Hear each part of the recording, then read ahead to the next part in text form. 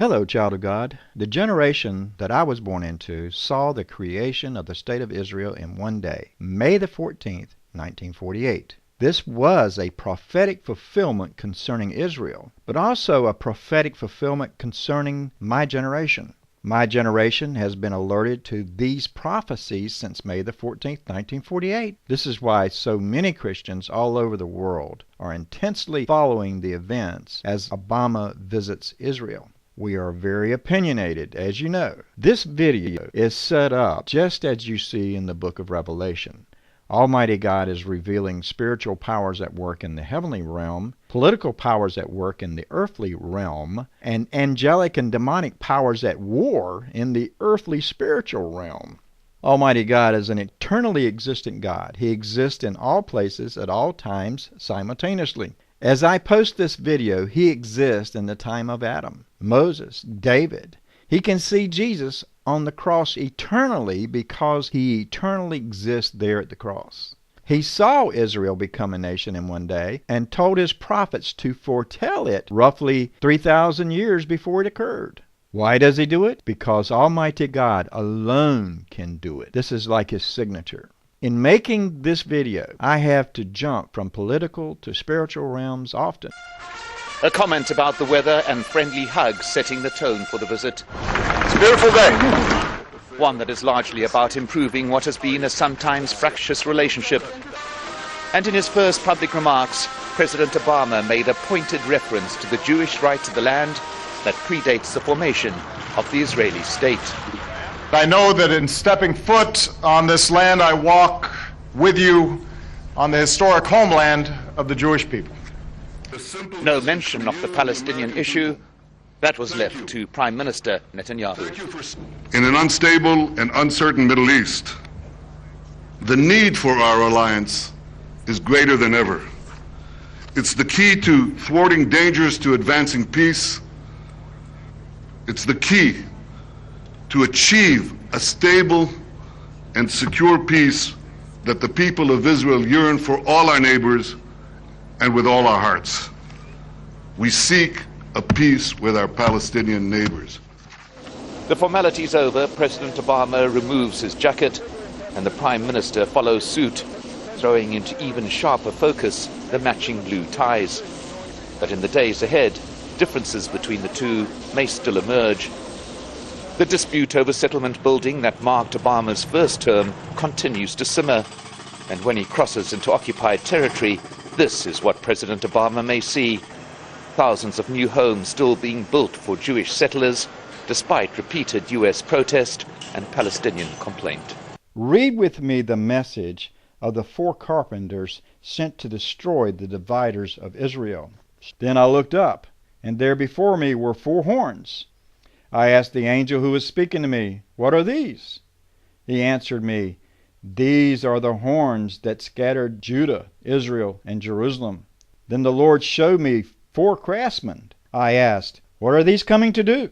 He answered, "These are the horns that scattered Judah, so that no one could raise their head. But the craftsmen have come to terrify them and throw down these horns of the nations who lifted up their horns against the land of Judah to scatter its people." I mean, the big issue is obviously Palestinian state on 1967 lines with land swaps. Okay, let's see where the parties stand on that issue. Now let's try to identify the characters in Zechariah's vision. After Zechariah hears the words that he is to proclaim, he sees a vision of 4 horns. He then asks the angel with the red horse, "What are these horns?" And the angel with the red horse explains that these are the 4 horns that are against Judah and are trying to use their horns to scatter its people. Then Zechariah saw a vision of 4 craftsmen. The angel with the red horse answered, "The craftsmen have come to terrify and to throw down these horns of the nations who lifted up their horns against the land of Judah to scatter its people." Well, everything seemed to be easy up to this point. The question becomes, who or what is a carpenter, and what in the world are they going to do to us? Dave Brenner in his books pointed out that every action any president in the United States takes to divide or harm Israel causes a national disaster in the USA. This seems to also apply to the EU, to Russia. Sometimes it even affects the entire world, like the worldwide financial depression. Terrify and throw down these horns of the nations who lifted up their horns against the land of Judah to scatter its people? I just want to make it very clear that Almighty God, sovereign of this universe, has sent some spiritual powers to destroy the USA, Russia, the EU, and the UN. If you're not terrified, you should be. 4 أرطال من الأنثراكس، 4 أرطال، جنطة هالكبرها، يشيلها واحد فدائي ويدخلها من أنفاق مكسيكو إلى الولايات المتحدة، كفيلة بقتل 330,000 أمريكي في ساعة واحدة إذا أتقن نثرها على الوعاء السكاني هناك. مرعبة الفكرة. يعني 11 سبتمبر تطلع زلاطة عند الموضوع هذا، صح ولا لا؟ وما في داعي طيارات وشكبانات ومواعيد وقصة من المؤامرات والتوقيتات.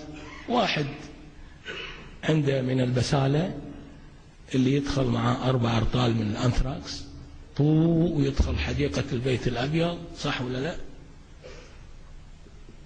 ويكت عليهم النون هذا، صح ولا لا؟ ويبب عقبها، تصير المسألة طماشة هناك. WMD مشكلة. خايفين الأمريكان إنه WMD يطيح بإيد تنظيمات بين قوسين إرهابية مثل القاعدة أو غيرها. وهناك ما يدعو لتخوف الأمريكان، لأن القاعدة عندها في منطقة هيرات سابقا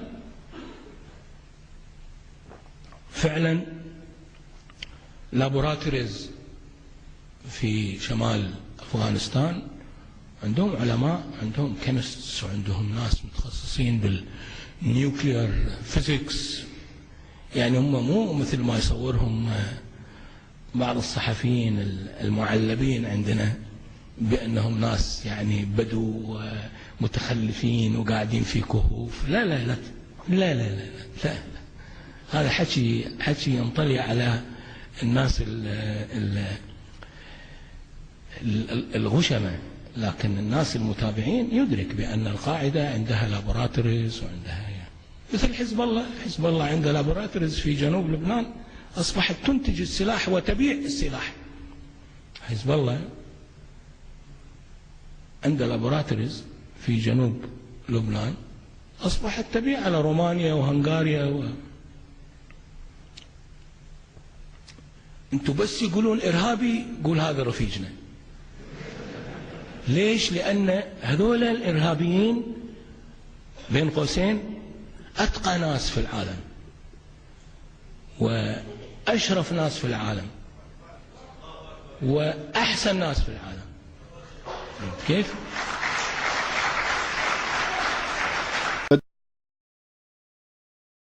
Thank you. Chuck Todd from NBC. Thank you, Mr. President, Mr. Prime Minister.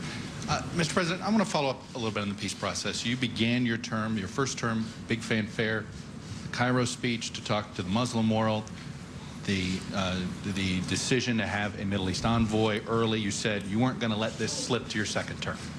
We're in your second term with the Mideast peace process. What went wrong? Why are we further away from a two-state solution? I know you said you want to talk more about this tomorrow, but I am curious to, what do you believe went wrong? Did you push Israel too hard? What do you wish you would have done differently? Every word of President Barack Obama's Jerusalem speech was meant to send a message of support to Israel, from Syria to Iran, promises of partnership. Israel has the unshakable support of the most powerful country in the world. For 2 days, that has been his consistent message, with symbolic visits and more than a few lighthearted moments. The robot for some salt. The peace process had not been his main focus until he got in front of students. Here he called on the Israeli people to demand their government make peace, saying it is the only way Israel can remain a democratic and a Jewish state, for the first time describing in detail life for the Palestinians living under an illegal occupation. It's not just when settler violence against Palestinians goes unpunished. It's not right to prevent Palestinians from farming their lands or restricting a student's ability to move around the West Bank or displace Palestinian families from their homes. Neither occupation nor expulsion is the answer. He seemed less passionate about the cause when actually in Ramallah, visiting the Palestinian president. President Obama once demanded an end to settlements. Rebuked, he changed his position to say settlements should be part of the final negotiations, a position he reiterated here. The core issue right now is how do we get a sovereignty for the Palestinian people and how do we assure security for the Israeli people? And that's the essence of this negotiation. And that's not to say settlements are not important.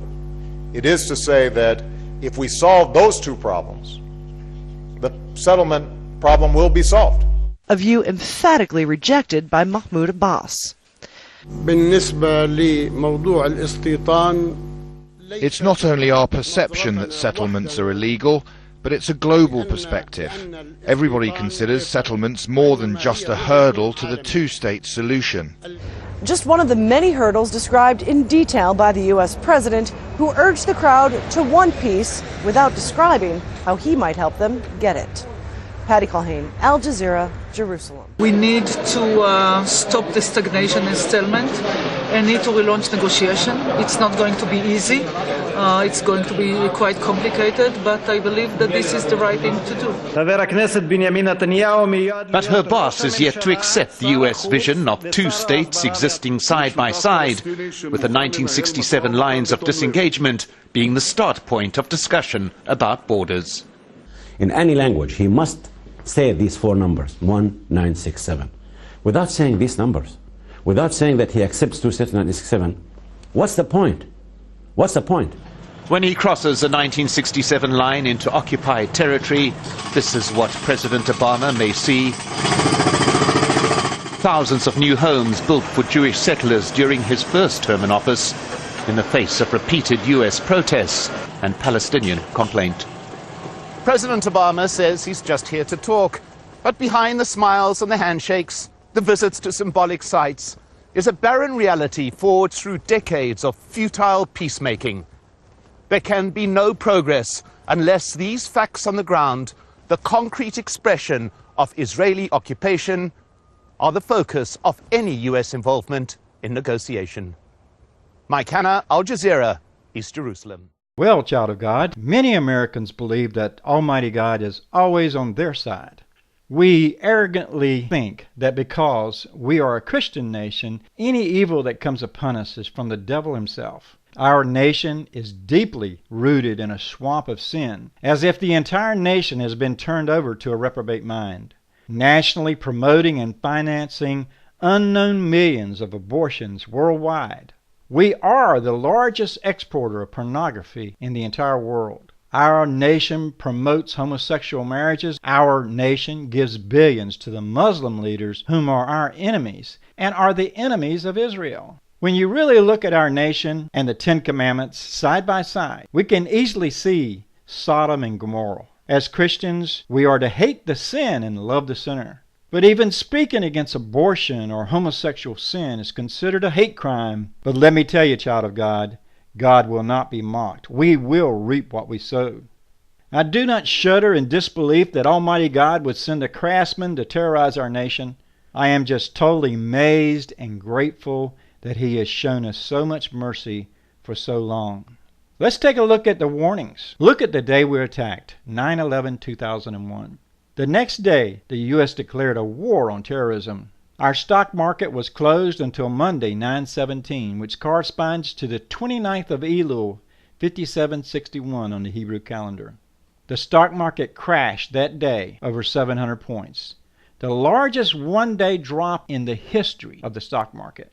This is the exact day of the exact year of the Hebrew Shemitah, the day that all debts are canceled, which happens once every 7 years on the 29th of Elul. October 7, 2001, the USA responds to the 9/11 attack by attacking one of the terrorist nations, Afghanistan, only to become bogged down in a war with the same nation that sucked the finances from the Soviet Union for years.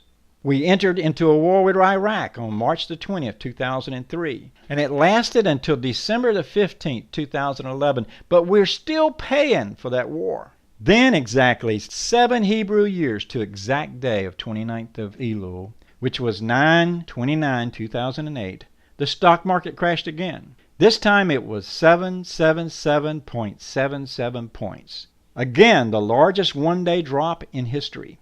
This is the exact day of the exact year of the Hebrew Shemitah, the day that all debts are canceled, which happens once every 7 years on the 29th of Elul. The next Shemitah corresponds to the 13th of September 2015 in the Georgian calendar, which is the 29th of Elul 5775. I personally believe that if our economy will last until the 13th of September 2015, the US dollar will totally collapse on that day. Never mind storing up gold. The government will again confiscate all the gold to buy oil. Silver coins and canned goods may be the only money useful to common man.